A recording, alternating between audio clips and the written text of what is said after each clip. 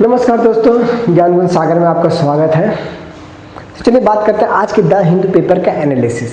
देखते हैं आज के पेपर में क्या इंपॉर्टेंट है, क्या इंपॉर्टेंट आर्टिकल हम प्रीलिम्स के लिए और मेंस के लिए निकाल सकते हैं। ठीक है, तो चलिए शुरुआत करते हैं। हालांकि आधा घंटे का वीडियो शूट किया था, लेकिन कॉल आने की वजह से पूरा ख़त्म हो गया। तो फिर से शुरू करते हैं। तो US trade body moves court over Trump H1B visa फिलहाल। ट्रम्प ने H1B वीज़ा का 1 लाख रुपया, $1 लाख बढ़ा दिया था। ठीक है, और इसी के लिए यूएस चेंबर ऑफ कॉमर्स उसने प्राइम जो प्रेसिडेंट है यूएसए का डोनाल्ड ट्रम्प, उसको कोर्ट में घसीटा है। तो बात करेंगे better global governance led by China and India, थोड़ा इसके बारे में बात करेंगे। Okay, the next step for Afghanistan after the new Delhi visit, इसके बारे में बात करेंगे। ओके, ब्लैटेंट एग्रेशन, यहाँ पे हम बात करेंगे वेनेजुएला के बारे में। वेनेजुएला और यूएस के ट्रम्प में और वेनेजुएला में क्या प्रॉब्लम है, इसके बारे में बात करेंगे। Resolution of Palestinian question necessary for iMac की बात करेंगे। इजिप्ट का मैप देखेंगे। ठीक है, क्योंकि मैप वाइज क्वेश्चन हर साल आते हैं। ठीक है, मैं क्वेश्चन भी डिस्कस करूंगा। Supreme Court express grave concern over the rising digital arrest के ऊपर मैंने ऑलरेडी 3-4 वीडियो बना दिए हैं, लेकिन फिर भी यहाँ पे भी मैं डिस्कस करूंगा व्हाट इज डिजिटल अरेस्ट। आज थोड़े कंटेंट कम है, ठीक है, क्योंकि न्यूज़पेपर में कम कंटेंट आए थे आजकल, नॉन रेलेवेंट आर्टिकल्स। अब देखिए यहाँ पे इस आर्टिकल को डिस्कस करते हैं। देख रहे हो, ये है सबूत कि मैंने ऑलरेडी इसको किया था। ठीक है, सो शुरुआत करते हैं। देखिए, जो यूएस चेंबर ऑफ कॉमर्स है, इसने ट्रम्प को अभी कोर्ट में घसीटा है। यहाँ पे बोला है कि आपने जो $1 लाख का जो ये फी लगा दिया है, यह आपने किस बेसिस पे लगाया है? आपने यूएसए का इमिग्रेशन एंड नेशनलिटी एक्ट को वायलेट किया है, जिसके पास ऑलरेडी पावर है वीज़ा लगाने का। ठीक है, वीज़ा के ऊपर फी हाइक या लो करने का ऑलरेडी पावर है, तो आपने क्यों लगाया? आपको किसने पावर दिया? हालांकि इसे बहुत से ऐसे एक यूएस का लॉ है 1962 का लॉ है, जिस पे ट्रम्प टैरिफ लगा सकता है, कहीं पे भी टैरिफ लगा सकता है। ठीक है, इसी के बेस पे तो 50% टैरिफ लगाया है। वीज़ा का प्राइस बढ़ा सकता है, घटा सकता है। ये ट्रम्प मतलब प्रेसिडेंट को, यूएस के प्रेसिडेंट को एक्स्ट्रा पावर देती है। ठीक है, तो यहीं पे तो इसने कंप्लेन किया है कि आपने जो लगाया है ये आपके पावर के बियॉन्ड है। ठीक है, अब हम थोड़ा बात करते हैं H1B वीज़ा के बारे में। हालांकि H1B वीज़ा के बारे में मैंने ऑलरेडी डिस्कस किए हुए हैं अपने प्रीवियस वीडियोस में, लेकिन अभी बात करते हैं। देखिए, H1B वीज़ा वो है ना, H1B वीज़ा जैसे फॉर एग्जाम्पल एक्सक्यूज मी,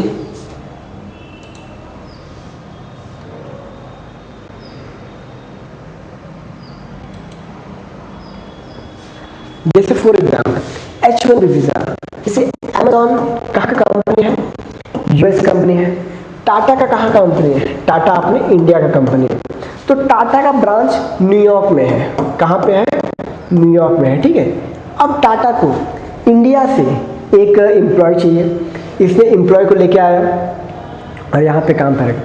अगर एम्प्लॉय आता है इंडिया से या बाहर से, तो टाटा को यूएस गवर्नमेंट को $1 लाख ऐसा फी देना पड़ेगा। अब ये तो बहुत ज़्यादा फी है, आप ये देख रहे हो। नियरली मे बी शायद से ये आपको विजिबल नहीं होगा, थोड़ा बड़ा कर देते हैं। ये देखिए, nearly 60% of India's H1B worker earn an annual salary of 1 lakh. मतलब ये 1 लाख सालाना कमाते हैं। मतलब इन शॉर्ट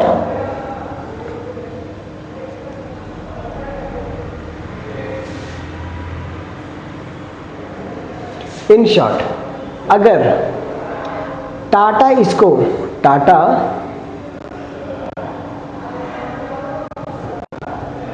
टाटा ने किसी भी बंदे को 1 लाख रुपये, 1 lakh dollar as annual fee दिया, एज एनुअल ये पेमेंट दिया, ठीक है, तो उसके बाद फी भी उसको देना पड़ेगा यूएस गवर्नमेंट को। तो आप देख रहे हो 2 लाख डॉलर उसको भरना पड़ रहा है। तो इसी वजह से यूएस चेंबर ऑफ कॉमर्स ने कंप्लेन किया कि ये फ़ी बहुत ज़्यादा हाइक है। पहले कितना फ़ी होता था?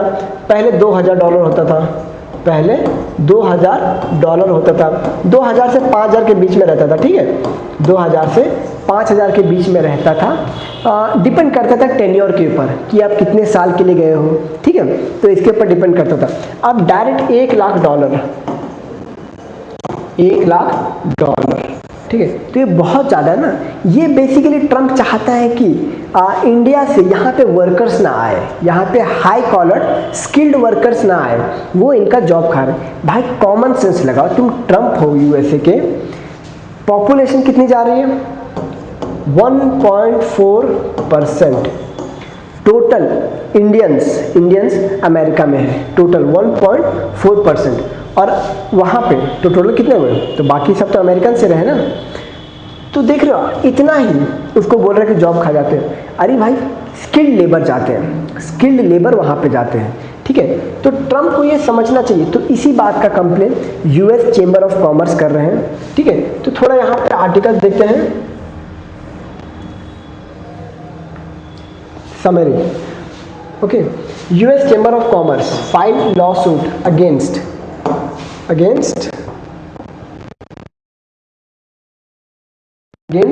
Donald Trump administration challenging $1 lakh fee imposed on H-1B visa. Visa सिर्फ H-1B नहीं होता, H-1B के अलावा बहुत से वीज़ा होते हैं। स्टूडेंट्स का वीज़ा होता है, लेबर्स का वीज़ा होता है, ये स्किल्ड वर्कर्स का है, जैसे फाइनेंस, आईटी, ठीक है, जो IITians वगैरह रहते हैं, जो गूगल वगैरह में काम करते हैं, गूगल, माइक्रोसॉफ्ट यहाँ काम करते हैं ना, ये उनकी बात कर रहे हैं। H-1B। एक होता है L-1B वीज़ा। L-1 वीज़ा में क्या होता है? उसमें वर्कर्स जाते हैं, ठीक है, वर्कर्स जाते हैं, लेबर जाते हैं। और एक लूप होल भी है, इन केस L-1B वीज़ा से भी आईटी फील्ड के एक्सपर्ट जा सकते हैं। इसका लूप होल कैसे है? लूप होल ऐसे हैं, मेरे पास ये मतलब वीज़ा का मैं थोड़ा निकाल लेता हूँ, ठीक है। वीज़ा,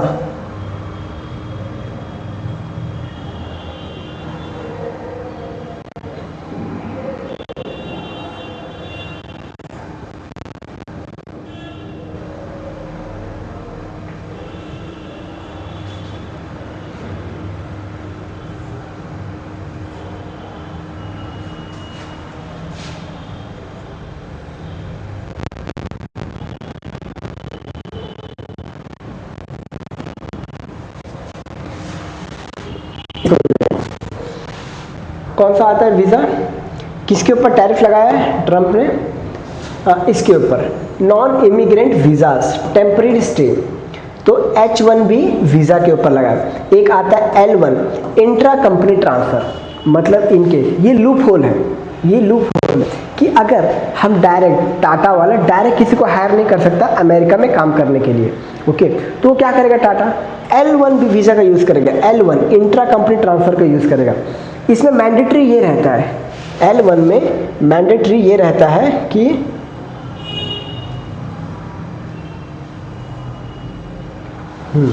L-1 में मैंडेटरी ये रहता है कि मैंने अपने ही कंपनी से इसको ट्रांसफ़र किया। फॉर एग्जांपल मैंने एक बंदे को हायर किया ताकि वो मेरे टाटा कंपनी मुंबई वाले में काम करे। 3 साल उसको परमानेंट काम करना पड़ेगा, ठीक है।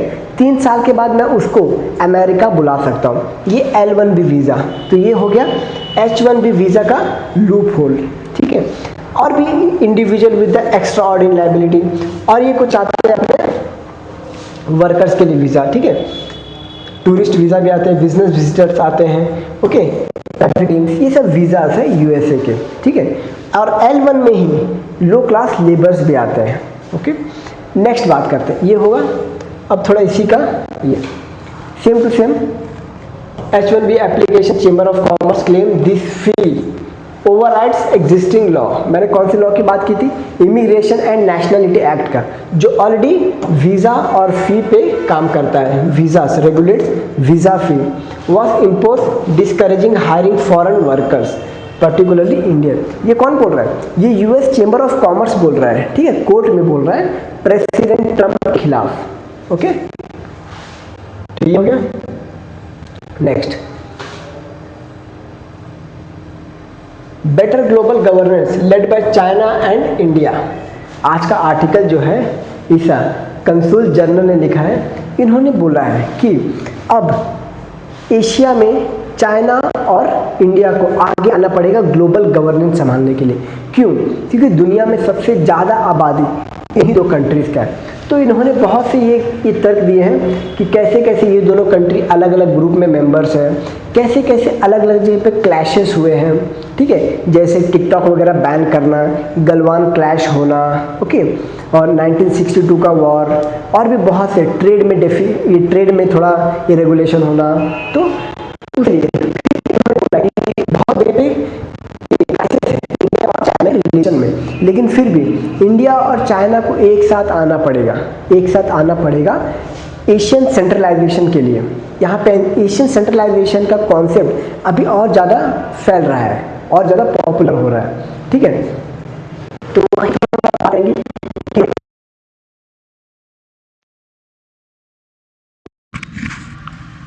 मोदी और शी जिनपिंग कैसे अलग अलग सेक्टर पे काम कर सकते हैं, ठीक है। तो ये बात करते हैं यहाँ पे। देखिए 50th एनिवर्सरी हुआ है diplomatic ties between India and China. 1950 से शुरू हुआ था डिप्लोमेटिक टाइज। कैसे? 1947 में इंडिया को आज़ादी मिली ब्रिटिशर्स से। 1949 में माओ जेडोंग चाइनीज रिपब्लिकन मतलब पीपल्स रिपब्लिक ऑफ चाइना का एस्टेब्लिशमेंट करता है ऐसा कम्युनिस्ट फेस में। तो 1950 में दोनों एक दूसरे को रिकॉग्नाइज करते हैं और डिप्लोमेटिक टाइज शुरू करते हैं। ओके, तो यही पे बताया कि अभी 75 साल हो चुका है दोनों के डिप्लोमेटिक रिलेशंस का। Argued that both the countries can and should lead new model of global governance, one that emphasizes multilateralism, cooperation and shared development। ठीक है, ये बोल रहा है कि इंडिया और चाइना एक दूसरे के कंपटीटर नहीं है बल्कि एक दूसरे साथ साथ चलने वाले दोनों हैं, ठीक है। rather rivalry than rivalry और confrontation, shared values की तरफ हमें ध्यान देना चाहिए। ये बात चल रहा है। ये कौन बोल रहे हैं? कंसुल जनरल बोल रहे हैं, ठीक है। इनका नाम क्या है? नाम है क्वीन जी। ये बोल रहे हैं एशियन सेंट्रलाइजेशन की एशियन सेंट्रलाइजेशन होता क्या है? देखिए बेसिकली एशियन सेंट्रलाइजेशन वो होता है कि जहाँ पे global production global governance Asia के तरफ ज़्यादा ये हो, ज़्यादा झुका हुआ हो। फॉर एग्जाम्पल 17th सेंचुरी में 16th-17th सेंचुरी में किसका राज था? मोस्टली ब्रिटिशर्स का राज था, है कि नहीं? ब्रिटिश का ऑल ओवर वर्ल्ड कॉलोनीज था, मतलब यूरोपियन सेंट्रलाइजेशन। ब्रिटिश था, फ्रांस था, पोर्टुगल था, स्पेन था, ये ऑल ओवर वर्ल्ड कंट्रोल कर रहे थे कि नहीं? तो उस समय क्या था? European centralisation. दुनिया में बहुत सी चीज़ें टेक्सटाइल हो गए, ये सब कहाँ बनते थे? यूरोप में बनते थे, इंग्लैंड के मैनचेस्टर में बनते थे टेक्सटाइल वगैरह, ठीक है। तो वो उस समय क्या था? European centralisation.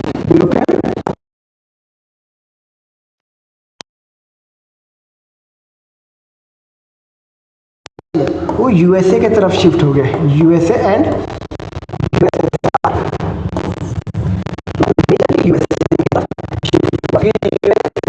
बढ़ गया था तो यूएसए की तरफ, मतलब अमेरिकन सेंट्रलाइजेशन। अब मांग किया जा रहा है कि 20 और 21st सेंचुरी के बाद ये एशियन सेंट्रलाइजेशन हो, एशियन सेंट्रलाइजेशन हो। कि देखिए यूएसए मोस्टली अगर आप देखें IMF, World Bank, WTO, United Nation Organisation, यहाँ पे मेजरली इनके हेडक्वार्टर्स कहाँ पे हैं, इनमें रिप्रेजेंटेटिव किसके ज़्यादा है? तो मेजरली आप देखेंगे कि यूएसए का ज़्यादा है। तो क्या हुआ? American centralisation.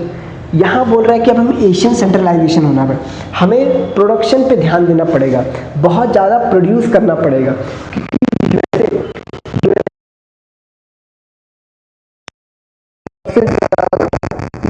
प्रोड्यूसर है, कौन? यूएसए, ठीक है। उसके बाद क्योंकि देखो फेसबुक चलाओ, व्हाट्सएप चलाओ, ठीक है, ये सब चलाओ, यूट्यूब चलाओ, कहाँ का है? यूएसए का ही है ना, तो ठीक है। तो यूएसए का ओवर मतलब ग्लोबलाइजेशन में यूएसए का पकड़ ज़्यादा है, तो अब एशिया और चाइना और इंडिया पकड़ा बढ़ना चाहिए। क्यों? क्योंकि चाइना और इंडिया दुनिया के सबसे ज़्यादा मोस्ट पॉपुलेटेड कंट्री है, ठीक है। ये इनका पॉपुलेशन है 1.45 बिलियन, ठीक है, और 1.45 बिलियन कितने हो टोटल? ये तो काउंटेड में है, अनकाउंटेड में तो और ज़्यादा हो जाएंगे, समथिंग अराउंड 3.5 बिलियन। हालांकि ये काउंटेड में आएगा, कम आएगा, ठीक है, लेकिन something around 3 billion, 3 to 3.5 billion all over world देखा जाए तो, ठीक है। अभी इंडिया का 1.5 बिलियन पॉपुलेशन बोला जा रहा है, लेकिन एक्चुअल में इससे ज़्यादा होंगे, समझे? एक्चुअल में 1.5 होंगे। चाइना का 1.41 बोल रहा है, इसका भी एक्चुअल में 1.49 होगा, समझे? एक्चुअल की बात कर रहा हूँ मैं। तो वही बात कर रहे हैं कि अब ग्लोबल सेंट्रलाइजेशन ये अपना इसके तरफ बढ़ना चाहिए। तो यहीं पे कुछ है एशियन सेंट्रलाइजेशन का। Asian centralisation refer to the shifting of global power, जैसे कि IMF हो गया, ये सब का जो इंस्टीट्यूशन है ये एशिया की तरफ, जैसे अब हमें किसको पॉपुलर करना है? IMF और वर्ल्ड बैंक को नहीं, अब शंघाई कॉरपोरेशन ऑर्गेनाइजेशन, ब्रिक्स को, आसियान नेशन, इनको ज़्यादा पॉपुलर करना है, ठीक है।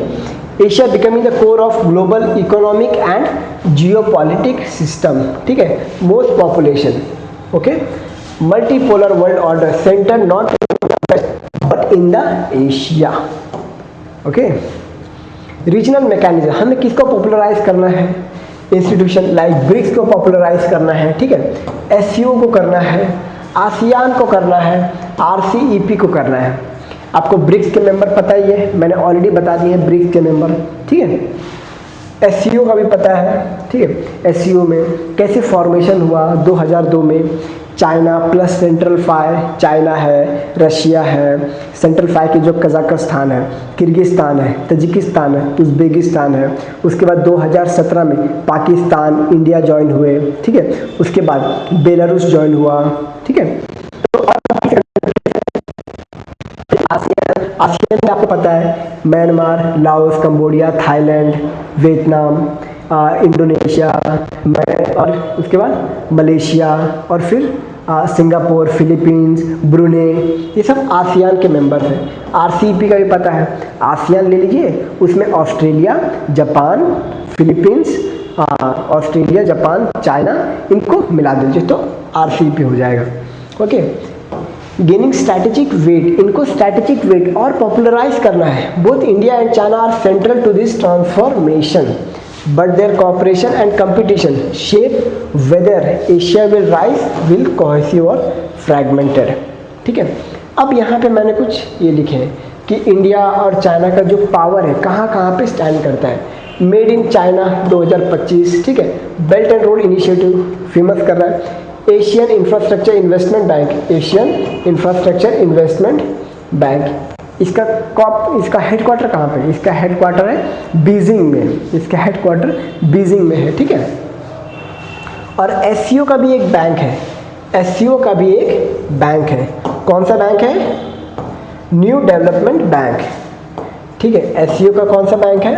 New development bank. और इसका हेडक्वार्टर कहाँ पे है? शंघाई में। कहाँ पे? Shanghai, okay. Next, geopolitical vision, community shared future Mankind, Eurasian connectivity, act east policy, neighbourhood first, Indo Pacific vision, multilateral leadership, ये किस किस में लीडरशिप है? ब्रिक्स में है, SCO में, RCEP, और उसके बाद ग्लोबल गवर्नेंस इनिशिएटिव। ब्रिक्स है, SCO है, क्वाड है, G20, IPF, continental focus Eurasia central, maritime focus Indian ocean and Indo Pacific, Confucius institution cultural diplomacy, Buddhism diaspora network, democratic appeal. यहाँ पे बुद्धिज्म नहीं होना चाहिए, यहाँ पे होना चाहिए था, क्योंकि बुद्धिज्म तो मेजरली आपको अगर देखा तो चाइना हो गया, ठीक है, चाइना हो गया और तिब्बत हो गया और आसियान कंट्रीज हो गया। इंडिया में तो मोस्टली हिंदुइज्म है, तो हिंदुइज्म को प्रमोट करने की बात करनी चाहिए, ठीक है। Next, India China Asia's two largest military power. यहाँ पे अब हम रिलेशन देखेंगे, ठीक है, इंडिया चाइना का रिलेशन कहाँ का स्टैंड करता है, चाइना हमसे कितना आगे है। अभी तो ये दोस्ती की बात कर रहे हैं, भाईचारा की बात कर रहे हैं, लेकिन पीठ पीछे खंजर कैसे मारते हैं वो भी देखिए, ठीक है। 3488 kilometre long disputed border LAC, यहाँ से शुरू होता है LAC का मैप आपको पता है ना? नहीं, ये तो मैप पता है। LAC मैप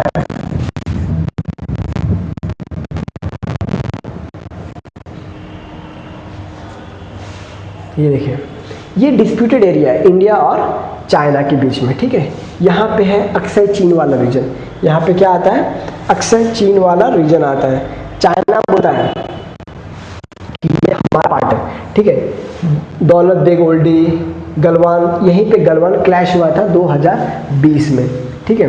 हॉट स्प्रिंग, तो ये वाला रीजन जो लाल रंग के उधर है, ये चाइना बोलता है हमारा है, लेकिन ये तो इंडिया का पार्ट है ना, ठीक है। तो ये क्राइसिस आते हैं, ठीक है। अब देखो प्रॉब्लम्स कहाँ पे आते हैं, अभी तो भाईचारे की बात कर रहे थे, अब प्रॉब्लम्स देखो कहाँ पे आते हैं। हिस्ट्री ऑफ वॉर, 1962 में वॉर हुआ था, ठीक है। स्टैंड ऑफ डोकलाम 2017 में वॉर हुआ, गलवान क्लैश 2020 में हुआ, ठीक है। Ongoing competition of regional influence, their defence posture are shaped by China's global ambition to become the dominant super power. China अकेले डोमिनेट सुपर पावर बोलना चाहता है, और आर्टिकल में लिखता है कि हम भाईचारे की बात करेंगे। India's goal becoming secure autonomous regional balancer, विश्व गुरु हमारा बनने का उद्देश्य है, ओके। नेक्स्ट, अब देखते पैरामीटर डील करते हैं कि चाइना हमसे कितना आगे है, हम चाइना से कहाँ आगे हैं, कहाँ पीछे हैं, ठीक है। डिफेंस बजट 2025 का देखिए latest, 225 billion dollar official, possibly 300 billion actual, इतना हो सकता है। चाइना छुपाता बहुत है, आपने कोविड का देखा होगा कैसे चाइना ने छुपाया था, चाइना छुपाता बहुत कुछ है, ठीक है। और इंडिया का 74, आप देख रहे हो 300 बिलियन, और कहाँ 300 बिलियन, कहाँ 74 बिलियन। देख रहे हो डिफेंस बजट कितना है, पर्सनल कितने हैं, इसके 20 लाख है, और हमारे कहाँ 14 लाख, ठीक है। हमारे जो मिलिट्रीज है ये चाइना से कम है, ओके। न्यूक्लियर वॉरहेड्स चाइना के पास 350 से भी 550 से भी ज़्यादा है, ग्रोइंग रैपिडली। पहले 350 था, अभी 550 हो गया। सोच रहे कितना जल्दी बढ़ रहा है, हमारा 170 के आसपास है। क्रेडिबल मिनिमम डेटरेंट, देख रहे हो। एयरक्राफ्ट कैरियर चाइना के पास कितने हैं, Liaoning, Shandong, Fujian, CATOBAR with CATOBAR tech, ठीक है। इसके बाद 3 है और हमारे पास 2 है, INS विक्रमादित्य, INS विक्रांत। वो भी विक्रम जो विक्रांत है यही सिर्फ इंडिजीनियस है, यही सिर्फ, बाकी INS विक्रमादित्य हमने रशिया से परचेज किए हैं, ओके। नेक्स्ट, सबमरीन्स कितने हैं, 70 से ज़्यादा सबमरीन है, हमारे पास कितने हैं 16। अब डिफरेंस देख रहे हो कितना डिफरेंस है। नेक्स्ट, सबमरीन तो हो गया। कॉम्बैक्ट एयरक्राफ्ट कितने हैं, उसके पास 1600 से भी ज़्यादा है, हमारे पास कितना है 650। सुखोई 3 MKI, राफेल, तेजस, मिराज। और एयरक्राफ्ट में इसके पास क्या है, 6th जनरेशन का भी इसके पास है, हमारे पास क्या है, हमारे पास 4.5 जनरेशन है, हमारे पास 4.5 जनरेशन है। कल मैंने डिस्कस किया था, ठीक है, कल मैंने डिस्कस किया था कि जो एमका के बारे में बात किया था, एमका अपना इंडिया का 5th generation aircraft, combat aircraft, ठीक है। तो चाइना के पास 6th जनरेशन है। मेन बैटल टाइम कितना है, 6000 के आसपास है, हमारे पास कितना है 4500। मिसाइल कैपेबिलिटी एडवांस ICBM मतलब इंटरकॉन्टिनेंटल बैलिस्टिक मिसाइल, ओके। ये देखिए ये है उसके, और हाइपरसोनिक तक है, हमारे पास अग्नि है, ब्रह्मोस है, और ये है, देख रहे हो कितना कम है। Cyber AI warfare, global leader in offensive cyber AI integration, offensive defensive नहीं, ये डायरेक्ट अटैक कर देता है। हमारे पास क्या है, expanding defence cyber agency, but lagging. Space capability, operation asat, BIDU satellite network. BIDU इसका जैसे GPS है ना, GPS और हमारा नेविक सिस्टम, वैसे ये BIDU है, ठीक है, सैटेलाइट। मिशन शक्ति, इसरो, ड्यूअल यूज टेक। अब देखो कितना पीछे हम चाइना से। Defence industry base largely indigenous, China तो मोस्टली इंडिजीनियस है। उसके पास खुद का यूट्यूब है, खुद का गूगल है, खुद का गूगल क्रोम है, खुद का उसका। और हम किसका यूज़ करते हैं? अमेरिका का। Massive research and development ecosystem, growing via आत्मनिर्भर भारत बट इम्पोर्ट रिलायंट। अब देख रहे डिस्टेंस कितना है। अब यहाँ पे देख रहे हैं कि हम म्यूचुअली किस किस ग्रुप के मेंबर्स हैं। SCO के मेंबर हैं, ऑफकोर्स है। ब्रिक्स के मेंबर हैं, ऑफकोर्स है, दोनों हैं। G20 के हैं, दोनों हैं। लाइक माइंडेड डेवलपमेंट के हैं, दोनों हैं, ठीक है। Both features as member. International partnership for energy efficiency cooperation, इसके मेंबर हैं। लेकिन अब प्रॉब्लम यहाँ पे आती है। Some example where India and China do not share membership. Commonwealth में इंडिया है, चाइना नहीं। चाइना को रहने का जरूरत भी नहीं। कॉमनवेल्थ क्या है? जो ब्रिटिश के अंदर ऐसा कॉलोनी रहे हैं वो कॉमनवेल्थ को ज्वाइन कर सकते हैं, ठीक है। हालांकि ये सोवरेनिटी को खतरा नहीं है। ओके, न्यूक्लियर सप्लाई ग्रुप मेन तो ये है। India has applied, China has objected to India's entry. China बोलते तुम मत आओ यहाँ पे। Nuclear supply group, nuclear warhead में तुम मत आओ, मैं तुम्हें आने नहीं दूंगा। ये तो वही बात हो गई, तुम तो ठहरे परदेसी, साथ क्या निभाओगे। चाइना तो चाइना नहीं रह गया ना। Asia Pacific economic cooperation, China is a member, India is not a member. आप ये लिख सकते हो क्योंकि यूपीएससी में पूछते हैं कहीं कहीं पे कि कौन किसका मेंबर है। ब्लैटेंट एग्रेशन के बारे में बात करते हैं। ब्लैटेंट एग्रेशन में बेसिकली बात ये है कि ट्रम्प क्यों पड़ा है वेनेजुएला के पीछे।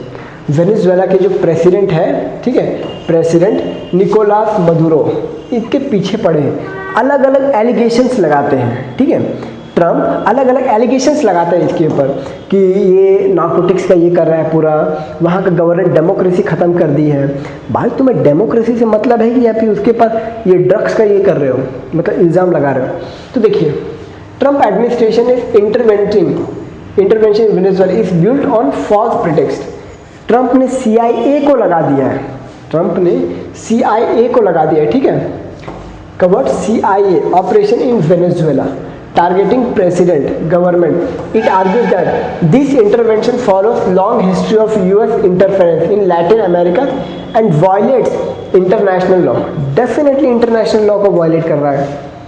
The writer contend that move is less about democracy, human rights and more about control over Venezuela's vast petroleum and natural gas reserve. देखिए, वेनेजुएला नेचुरल रिसोर्सेज का हब है। मैं आगे डिस्कस करूंगा, ठीक है, मैं आगे आर्टिकल में डिस्कस करूंगा, मैपिंग के बारे में पढ़ेंगे। तो ये है इसका टोटल, ठीक है। Will Trump attack Venezuela? क्या ट्रम्प वेनेजुएला पे अटैक करेगा? ऐसे अगर शब्द भी उठ रहे हैं तो कैसे इस बंदे को नोबेल पीस प्राइज देगा यार? Do you think he deserve Nobel peace prize? Not at all. The Trump administration authorized the covert operation in the described unlawful violating the sovereignty, Venezuela's and international legal law.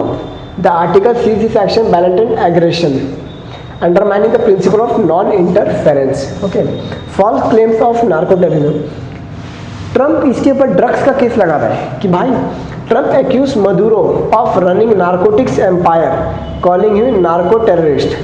Narco terrorist मतलब पैसे का जोर दिखा रहा है ये बंदा, simple सी बात है। The article points out that this claims lack evidence, evidence है ही नहीं, ठीक है। तो ये मकसद नहीं था, हमारा मकसद ये है कि वेनेजुएला के मैप के बारे में जाने। ओके, तो ये है वेनेजुएला का मैप। ओके, एक तो क्लियर होना चाहिए, इसको बड़े कर देते, ठीक है। माराकाइबो लो लैंड कहाँ पे है? ये है माराकाइबो, लेक माराकाइबो। ओके, आप मैप देखते चलना, ठीक है। Flat oil rich basin surrounds lake Maracaibo. ये पूरा ऑयल रिच से भरा हुआ है, ऑयल रिसोर्सेज से भरा हुआ है। ट्रम्प इसी के पीछे पड़ा हुआ है, लेक माराकाइबो, ठीक है। Lake Maracaibo contains world's largest proven oil reserve, part of Orinoco Belt. ये है ऑरिनिको बेल्ट, कहाँ पे है, अराकागुआ, ये है ऑरिनिको बेल्ट, ये इसको बोलते हैं ऑरिनिको बेल्ट, ठीक है। हाइड्रोकार्बन जोन है यहाँ पे। नेक्स्ट एंडियंस हाईलैंड, ये है ना, ये जो माउंटेन क्या है, ये एंडियंस है। मैं आपको एंडिस माउंटेन बताता हूँ। एंडिस माउंटेन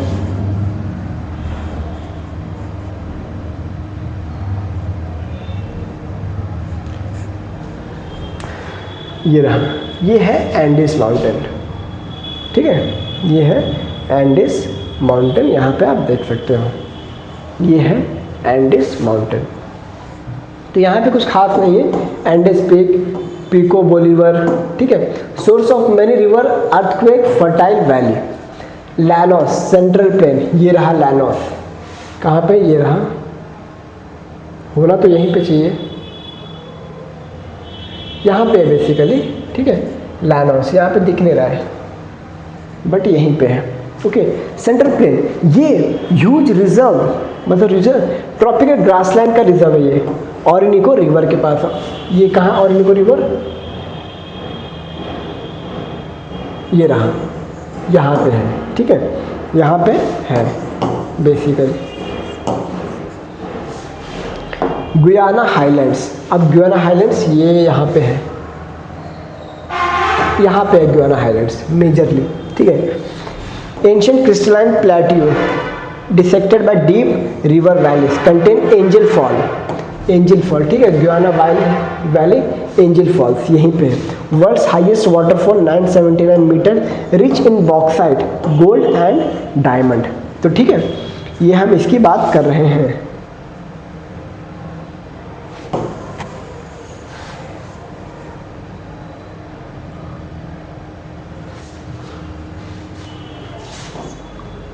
हम इस मैप की बात कर रहे हैं, ठीक है।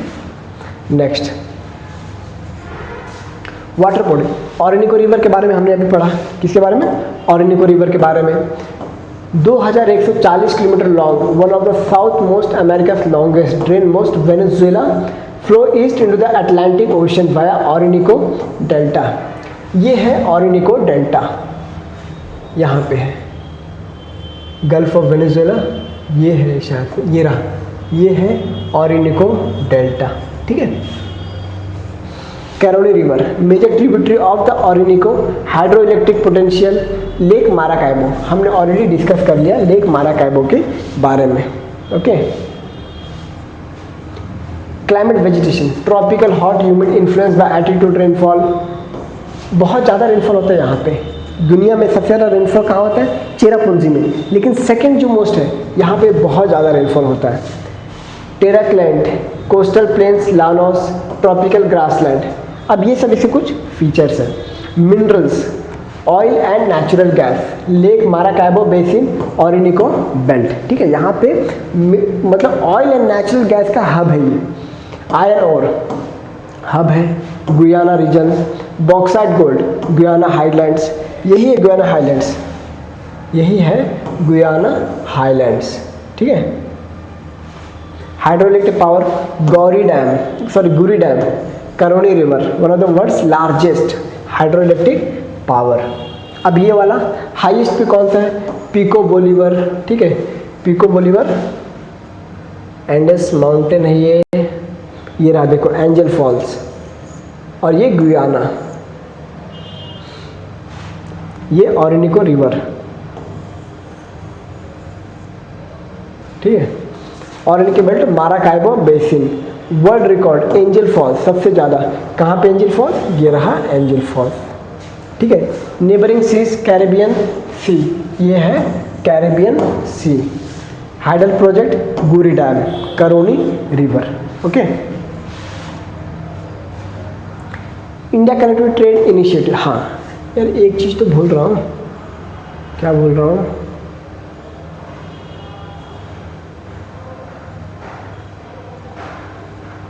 हाँ अब जब ये देखा तो इसके बारे में थोड़ा देख लीजिए। ये यूपीएससी 2024 का क्वेश्चन है, ठीक है।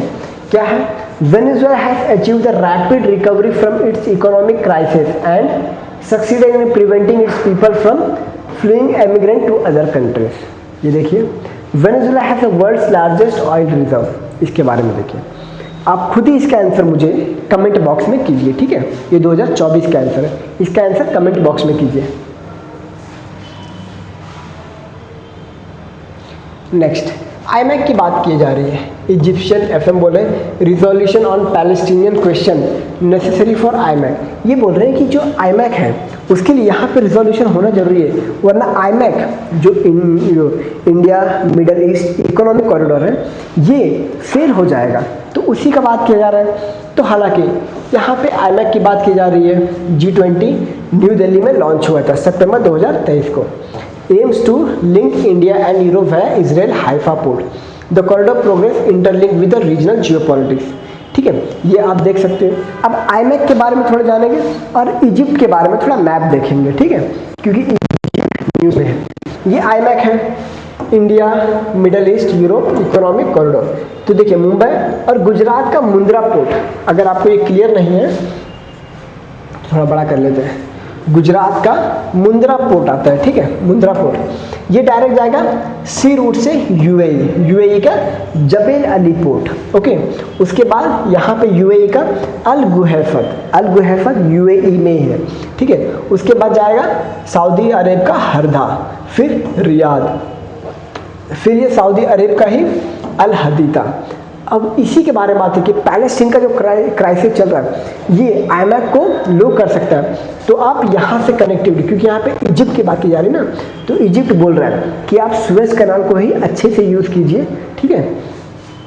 तो ये देखिए, ये फिर जाता है पेराशियस, ग्रीस में है, ठीक है। उसके बाद यहीं से एक और जाता है यहाँ पे इटली में मेसीना पोर्ट, कौन सा, मेसीना पोर्ट, ओके। नेक्स्ट, तो यहाँ इसी के ऊपर बात की थी आईमैक के बारे में। Short trade route, economic diversifying trade corridors, ठीक है। नेक्स्ट, अब इजराइल का मैप इजिप्ट का मैप देखते हैं। नॉर्थ में क्या है, मेडिटेरेनियन सी, ईस्ट में क्या है, रेड सी, ठीक है। इजराइल गाजा स्ट्रिप, इजराइल और गाजा स्ट्रिप, ठीक है। सूडान कहाँ पे है, साउथ में है, ये रहा सूडान, ठीक है, ये सूडान। लीबिया कहाँ पे है, वेस्ट में, ये है Libya. Strategic location, Egypt is transcontinental country connecting Africa and Asia connected है। ये एरिया पार करो आप एशिया में आ जाओगे, ठीक है। Suez Canal provides shortcut between Mediterranean Red Sea crucial global trade.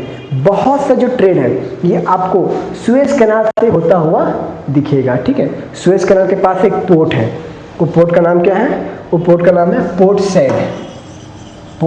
Sad, ठीक है, पोर्ट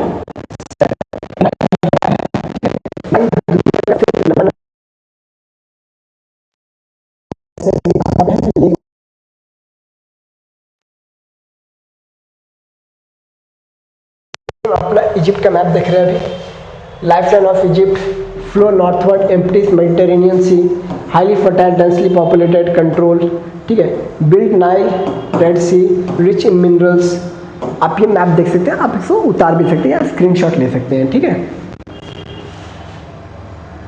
सेम टू सेम यहाँ पे मिनरल्स की बात की जाए, gold, phosphate, limestone, iron ore, ये सब इजिप्ट में पाए जाते हैं, ओके। इजिप्ट के कैपिटल कायरो, ठीक है। गिज़ा, जो आपने ये पिरामिड्स देखे, पिरामिड्स आपको मोस्टली गिज़ा में मिल जाएगा, ओके। तो आज का इंपॉर्टेंट आर्टिकल खत्म। तो यहाँ पे हम बात करें किसका, grave concern over rising digital arrest के ऊपर। आप इसका देख सकते हैं, डिजिटल अरेस्ट के ऊपर मैंने ऑलरेडी डिटेल वीडियो बनाए हुए हैं, ठीक है, आप उसको जाके देख सकते हैं, ठीक है। धन्यवाद दोस्तों।